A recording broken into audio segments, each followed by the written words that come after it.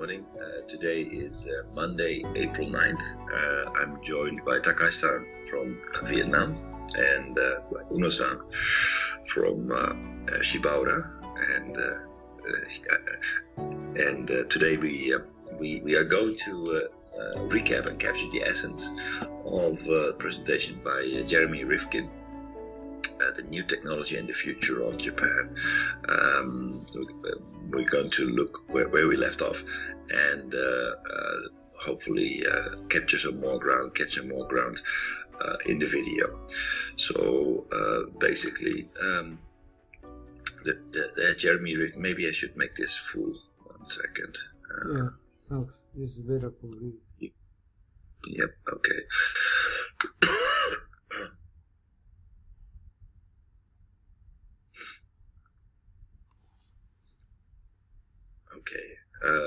All right, the third industrial revolution. The industrialization has led to large income gaps. That's how he started his presentation.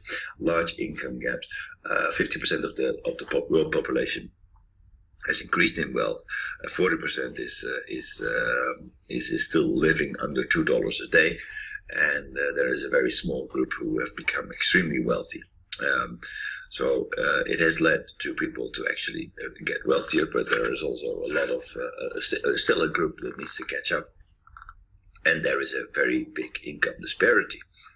We're living in a real-time economic, ecological, environmental crisis, where we are observing extreme weather patterns, mass extinction, a lot of problems that if we don't address them immediately, we will not be able to, may not be able to survive as a human species. And so we are in a difficult situation, and we need to take steps quickly. And in this video, he presents his game plan, his economic vision. So where do we go from here? How do we tackle the challenges that we are facing? How do we tackle the income disparity? How do we organize ourselves in the economy in a way that it is sustainable and there is enough for everybody? And so in his video, he presents a compelling game plan and how we're going to implement it. I'm not going to repeat the video. Said. Speaking of industrial revolutions, we saw basically whenever we speak of a revolution, we speak of three things that are converging. There's a change in technology and how we communicate. So in the case of the first industrial revolution, we saw steam-powered printing.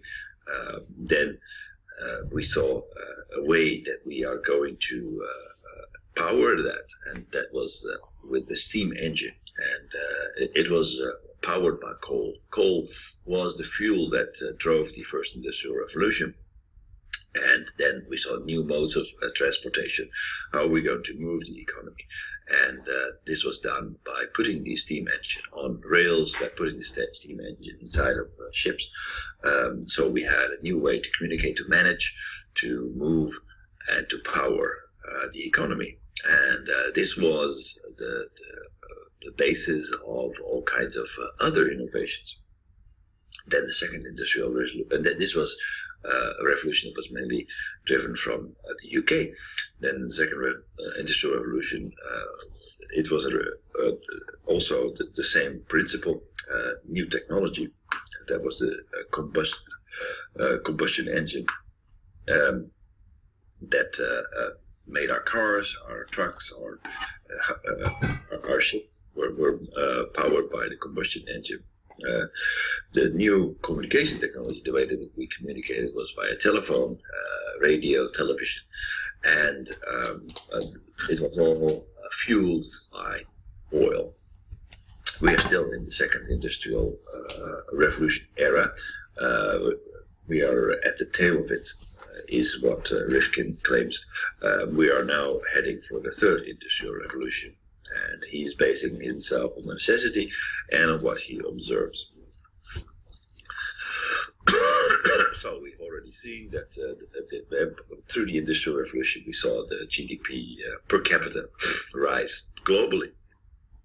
And we also saw that the leaders in the Industrial Revolution are actually the ones who have their income per head grow fastest. So after the Dutch, the British who led the first Industrial Revolution, the Americans who led the second Industrial Revolution. We also see that Japan has been catching up rapidly. China is not in this picture, but that's also they will also, you will see that they will probably be here somewhere, and that's growing very rapidly.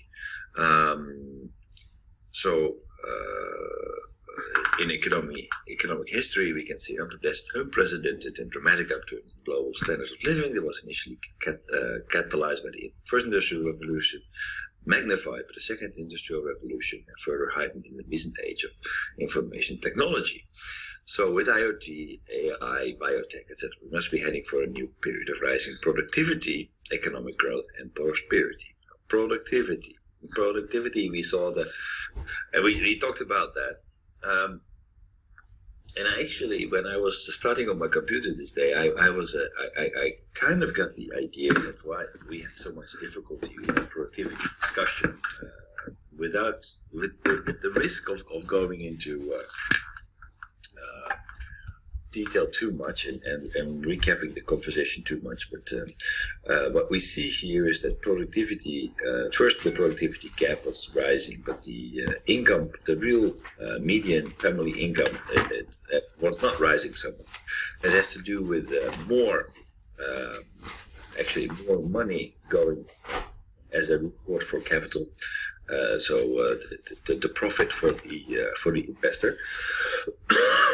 It also has to do with that, what we learned later, by the influence of actually just putting more resources into the economy. So if we have more capital, if we add more energy goods, and if we add more labor, if that labor is not actually producing so much more, then we see a rising income gap. Now, how come that even though we have this technology and we have we have the technology and we see that the income is increasing, how come that productivity did not increase so much? I was thinking about it actually in our so this is the labor share. We see reducing labor share. That means that basically we see more capital within production. But back to the question, so what about productivity? And I was thinking actually about my own company. A couple of years ago when we started that in 2014, Airbnb was very hot. Everything that you put on Airbnb was was selling very well. We had an average occupancy rate of somewhere close to 90%. That means that whenever you put a house on Airbnb, 90% of the time it would be full.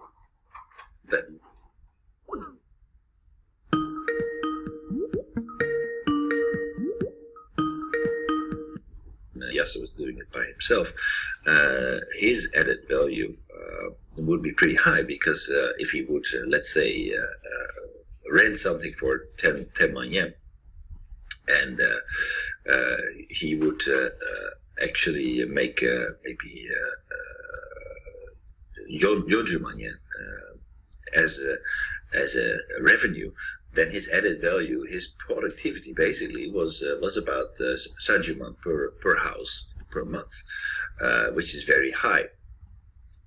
So the productivity at that time was high. Now, what happened is that over time, the profitability, the just revenue. a moment.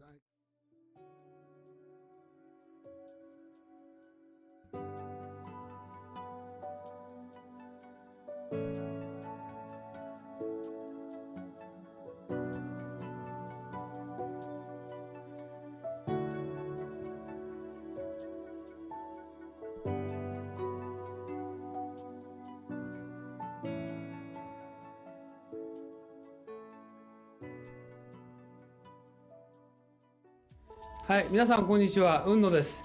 今日はですね、Unno塾の研修のプログラムをご紹介したいと思います。で、こういうふうなホームページありますけれども、ぜひですね、一度中身をご覧になっていただきたいと思います。今日はブーキューブさんのスタジオに来て、この収録をしておりますので、中身はこういうふうになってて、今最近ホットなね、グローバルリーダーの定義など書いてあります。で、特に経団連が作成しました留学すれば英語ができて専門性を持つというだけではですね、グローバルリーダーになれないとここに書いてありますようにですね、仕事ができる専門性を持つ英語ができるだけじゃなくてですね、私どもの塾ではリベラルアースということと、それからもう一つは孫子の兵法、さらにはですね、日本の歴史というものを合わせて教えることによって、皆さんが海外の欧米の方々と、もしくは華僑圏の方々と正々堂々と渡り合えるような人物を育成しようというふうなことを考えています。ここに次のスライドが出ておりますけれども、ここに書いてありますのはですね、さらに、私どものUnno塾の中身につきましてはですね、欧米の資料しか使っておりません。また実際にUnno塾は英語でやっておりますので、英語の講師がこう話しておりますけど、学習はですね、日本の歴史をまだ教えて